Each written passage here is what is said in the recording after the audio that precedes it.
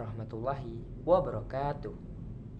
Perkenalkan, nama saya Mujibur Rahman dari SMA Negeri 1 Dompu, kelas 11-6 Sains 1. Tujuan saya membuat video ini adalah untuk mengerjakan tugas biologi saya yang diberikan oleh guru saya, yaitu Ibu Yanti. Terkait tugas yang diberikan adalah mengenai materi kami yang keempat, yaitu regulasi zat dalam sistem peredaran darah. Tujuan pembelajaran kita kali ini, teman-teman, yaitu adalah agar kita mampu menjelaskan kembali secara langsung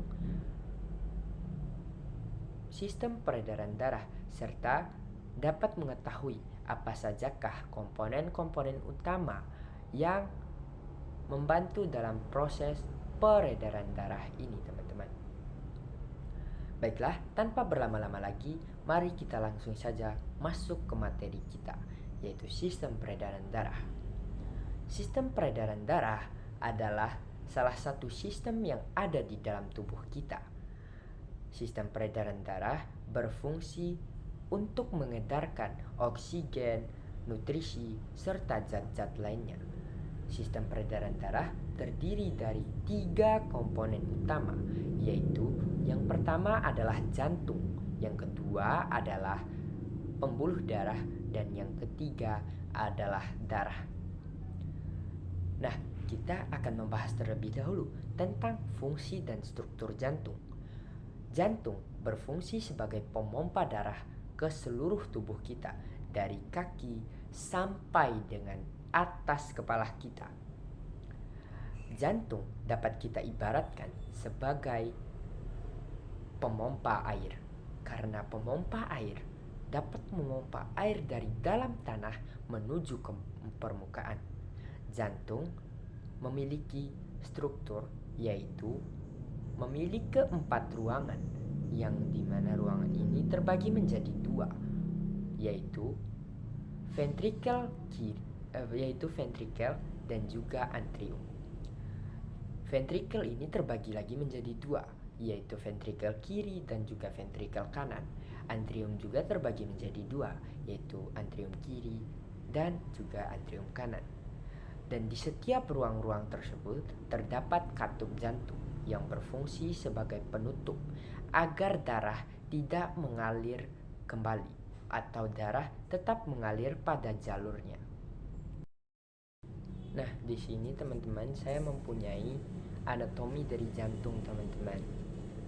Nah, jantung memiliki 4 ruangan, yaitu ini, dan ini. Nah, 4 ruangan ini terbagi menjadi 2, yaitu serambi atau atrium dan ventrikel atau bilik. Nah, bilik ini terbagi menjadi 2 lagi, teman-teman, yaitu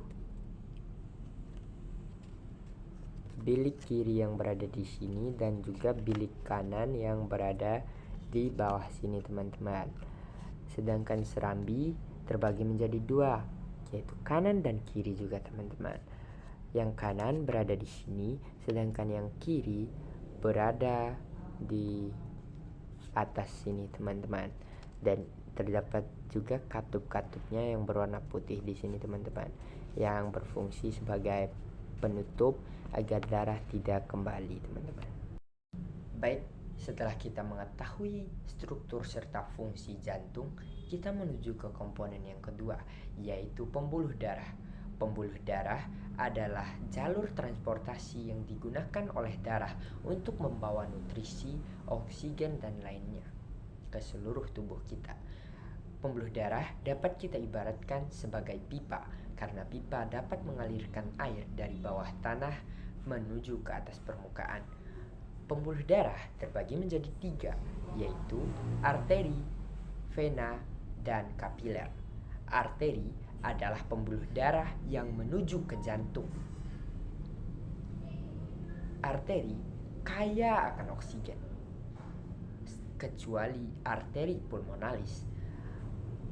Pembuluh darah yang kedua adalah vena. Vena adalah pembuluh darah yang menuju ke arah jantung. Vena miskin akan oksigen, kecuali vena pulmonalis. Pembuluh darah yang ketiga adalah kapiler. Kapiler adalah penghubung antara arteri dan juga vena. Kapiler adalah tempat terjadinya pertukaran zat. Nah, teman-teman semuanya, kita sudah mengetahui fungsi-fungsi dari pembuluh darah tersebut. Nah, selanjutnya kita akan membahas tentang struktur-struktur dari pembuluh darah tersebut, teman-teman. Nah, struktur dari arteri terdiri dari 3 lapisan, yaitu tunika intima, yang kedua adalah tunika media, dan yang ketiga adalah tunika eksterna. Tunika intima adalah lapisan terdalam yang dimiliki oleh arteri yang terdiri dari sel-sel endotel dan jaringan ikat. Sedangkan tunika media adalah lapisan yang sangat tebal yang dimiliki oleh arteri yang kaya akan otot polos yang berfungsi sebagai pengatur ukuran dari pembuluh darah. Sedangkan tunika eksterna atau lapisan yang ketiga itu terdiri dari jaringan ikat. Nah, teman-teman, kita sudah mengetahui struktur dari arteri nih. Sekarang kita langsung saja menuju pembuluh darah yang kedua, yaitu vena. Vena memiliki struktur yang sama seperti tunika intima dan juga tunika media. Nah, sepertinya kita sudah mengetahui bahwa struktur dari tunika intima dan tunika media yang terdiri dari sel-sel endotel dan jaringan ikat serta kaya akan otot-otot polos. Untuk pembuluh darah yang ketiga yaitu kapiler, ia sangat tipis yang terdiri dari satu jaringan ikat saja, teman-teman. Itulah yang menyebabkan mengapa kapiler itu tipis. Nah, di sini saya mempunyai anatomi dari pembuluh darah, teman-teman. Yang berwarna merah bernama arteri, sedangkan yang berwarna biru bernama vena. Serta yang paling kecil di atas adalah kapiler, teman-teman. Nah, inilah yang dinamakan pembuluh darah. Nah, bentuknya seperti pipa juga kan, teman-teman. Jadi kita mengibaratkannya seperti pipa saja, teman-teman, karena fungsinya juga sama-sama untuk jalur transportasi. Kalau pembuluh darah ini untuk mengalirkan darah, sedangkan pipa untuk mengalirkan air, teman-teman. Baik, teman-teman semuanya, setelah kita mengetahui struktur beserta fungsi dari pembuluh darah, maka kita lanjut ke komponen utama yang ketiga, yaitu darah. Darah berfungsi sebagai pengangkut oksigen, nutrisi, beserta zat-zat lainnya yang dibutuhkan oleh tubuh kita. Darah bisa kita ibaratkan seperti air. Mengapa? Karena air dapat mengangkut zat-zat yang ada di dalam air tersebut dari bawah tanah yang dipompa ke atas, ia dapat mengalir ke atas permukaan tanah. Nah, teman-teman, darah ini memiliki struktur yang terbagi menjadi 4, yaitu plasma darah. Plasma darah merupakan bagian cair darah yang terdiri dari air, protein, dan zat lainnya. Yang kedua adalah sel darah merah. Sel darah merah adalah sel yang bertugas mengangkut oksigen ke seluruh tubuh kita. Yang ketiga adalah sel darah putih. Sel darah putih adalah sel yang bertugas untuk melindungi tubuh kita dari infeksi. Dan yang keempat adalah trombosit, teman-teman semuanya. Trombosit adalah salah satu komponen darah yang membantu dalam proses pembekuan darah, teman-teman. Nah, Sebelum kita lanjut ke sistem peredaran darah, mari kita membahas terlebih dahulu sistem pembekuan darah yang dilakukan oleh trombosit. Baik teman-teman, sistem pembekuan darah adalah salah satu respon tubuh kita ketika kita merasakan luka. Sistem pembekuan darah ini dilakukan oleh tubuh kita untuk menghentikan pendarahan dengan cara membekukan darah di tempat luka tersebut, atau ia mempersempit pembuluh darah kita pada tempat luka tersebut, teman-teman. Nah, di sini saya mempunyai anatomi dari darah. Ini anatomi dari darah, teman-teman. Yang berwarna merah adalah sel darah merah, sedangkan yang berwarna putih adalah sel darah putih, dan yang berwarna ungu adalah trombosit. Sedangkan cairan-cairan yang ada di sini atau cairan-cairan yang encer yang ada di dalam darah ini adalah plasma darah itu sendiri, teman-teman. Baiklah, setelah kita mengetahui tentang komponen-komponen utama yang berkombinasi dalam sistem peredaran darah, maka kita dapat mengibaratkan bahwa sistem peredaran darah di tubuh kita ini seperti pompa air, pipa air, dan juga air.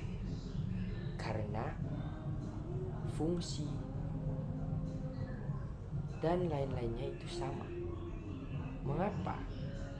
Karena pompa air memompa air dari dalam tanah sehingga muncul ke permukaan. Ini bisa kita ibaratkan menjadi jantung, teman-teman. Yang kedua, pipa air. Pipa air adalah jalur air untuk lewat, sehingga dari bawah tanah tersebut bisa sampai ke atas permukaan tanah melalui pipa air tersebut. Nah, yang ketiga adalah air itu sendiri, teman-teman. Air ini mengalir melewati pipa tersebut, dapat kita ibaratkan menjadi darah. Maka simpelnya sistem peredaran darah ini sama seperti sistem air yang ada di rumah kita, teman-teman. Baik teman-teman semuanya, setelah kita mengetahui komponen-komponen tersebut, maka kita dapat melanjutkan ke materi kita yang selanjutnya, yaitu bagaimana sih terjadinya proses sistem peredaran darah di dalam tubuh kita. Untuk yang harus kita ketahui, teman-teman, bahwa sistem peredaran darah di dalam tubuh kita ini terbagi menjadi dua, yaitu sistem peredaran darah kecil dan juga sistem peredaran darah besar. Yang dimana sistem peredaran darah kecil itu berasal dari bilik kanan jantung. Bilik kanan jantung memompa darah yang miskin akan oksigen menuju ke arteri pulmonalis. Nah, setelah dipompa ke arteri pulmonalis, selanjutnya darah tersebut akan mengalir menuju paru-paru, dan pada saat sampai ke paru-paru, ia akan ke alveolus paru-paru. Di sanalah terjadinya pertukaran zat dari darah yang awalnya mengandung karbon dioksida atau miskin akan oksigen, maka karbon dioksida tersebut akan berdifusi dan masuk ke dalam alveolus. Sedangkan di dalam alveolus yang sudah terisi oleh oksigen yang kita hirup itu akan berdifusi ke kapiler. Nah, setelah itu kita hembuskan nafas kita mengeluarkan karbon dioksida. Saat kita menarik nafas kita kembali, langkah ketiga, saat kita menarik nafas kita kembali, oksigen dan darah yang membawa oksigen tersebut mengalir melalui vena pulmonalis dan kembali ke bilik kiri jantung. Setelah darah memasuki bilik kiri jantung, maka peredaran darah besar bisa dilakukan. Baik teman-teman, sekarang kita masuk ke mekanisme peredaran darah besar. Peredaran darah besar mengalirkan darah yang kaya akan oksigen dari bilik kiri jantung ke seluruh anggota tubuh kita, ke seluruh sel-sel yang ada di dalam tubuh kita melalui aorta, arteri, dan kapiler, dan kembali ke serambi kanan jantung dengan membawa karbon dioksida. Langkah pertama dari mekanisme sistem peredaran darah besar ini adalah dari bilik kiri jantung yang memompa darah yang kaya akan oksigen menuju ke aorta. Lalu langkah kedua, darah tersebut mengalir melalui aorta yang melalui arteri yang semakin bercabang ke seluruh tubuh kita. Setelah itu, di dalam kapiler terjadi pertukaran oksigen dan nutrisi yang dilepaskan ke seluruh sel-sel yang ada di tubuh kita, dan darah mengangkut kembali karbon dioksida yang telah ditukar oleh nutrisi-nutrisi tadi. Nah, di saat setelah pertukaran itu, maka sistem peredaran darah besar ini akan membawa karbon dioksida dan juga zat-zat sisa metabolisme tubuh kita. Langkah keempat, darah yang kini miskin akan oksigen akan mengalir kembali menuju ke jantung melalui vena dan vena cava. Langkah kelima, darah masuk kembali ke serambi kanan jantung, dan selanjutnya teman-teman, ketika darah berhasil menuju, bukan berhasil sih, tetapi ketika ia sudah sampai ke serambi kanan jantung, maka akan dimulai lagi sistem peredaran darah kecil. Maka akan berlangsung terus menerus, bahkan tidak akan berhenti di dalam tubuh kita ini teman-teman. Saya mempunyai anatomi dari sistem peredaran darah ini teman-teman, yang dimana yang berwarna biru ini adalah sistem peredaran darah kecil, sedangkan yang berwarna merah adalah sistem peredaran darah besar.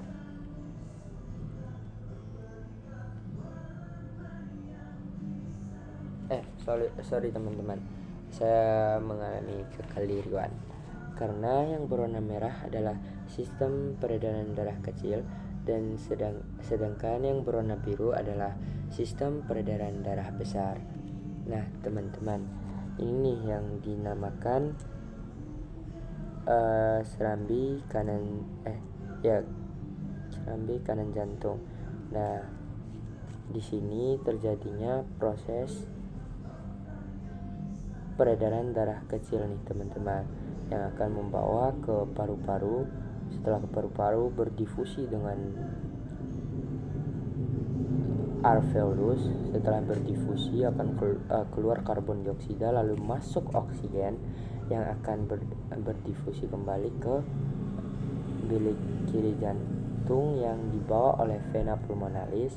Setelah itu berlangsunglah sistem peredaran darah besar.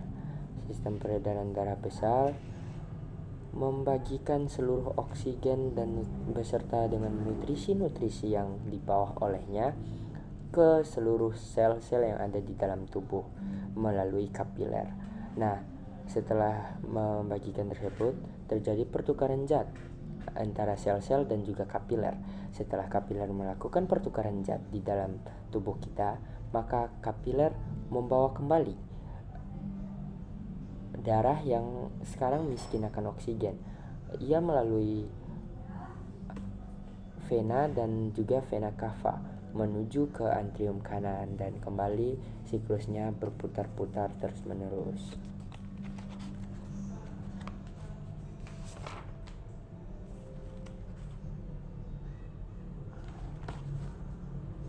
Baiklah teman-teman semuanya, setelah kita mengetahui bagaimana komponen-komponen utama dari sistem peredaran darah ini, beserta dengan bagaimana proses itu terjadi dan sebagainya, dapat kita simpulkan bahwa sistem peredaran darah ini adalah salah satu sistem yang sangat penting bagi tubuh kita, karena sistem peredaran darah ini tidak hanya mengeluarkan karbon dioksida yang ada di dalam tubuh kita, tetapi juga membawa berbagai nutrisi beserta oksigen dari luar menuju ke dalam sel-sel, karena sel-sel tersebut membutuhkan berbagai nutrisi seperti karbohidrat, glukosa, protein, dan lain-lainnya.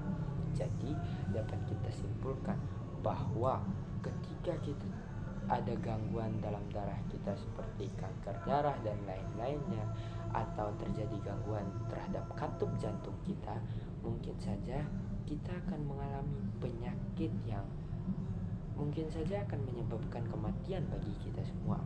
Jadi dapat kita simpulkan bahwa materi kita kali ini yang membahas tentang sistem peredaran darah dapat kita samakan seperti sistem air yang berada di rumah kita. Jadi kita dapat mempelajari sistem-sistem air tersebut karena agak mirip-mirip, cuman karena sistem air tersebut kita tidak dapat melihat apa saja zat-zat yang dibawa dan juga tidak adanya sistem peredaran air kecil dan air besarnya. Itu saja yang membedakan keduanya. Namun untuk strukturnya menurut saya itu sama, teman-teman. Baiklah, mungkin hanya sekian saja yang bisa saya sampaikan. Wabillahi taufiq wal hidayah. Wassalamualaikum warahmatullahi wabarakatuh.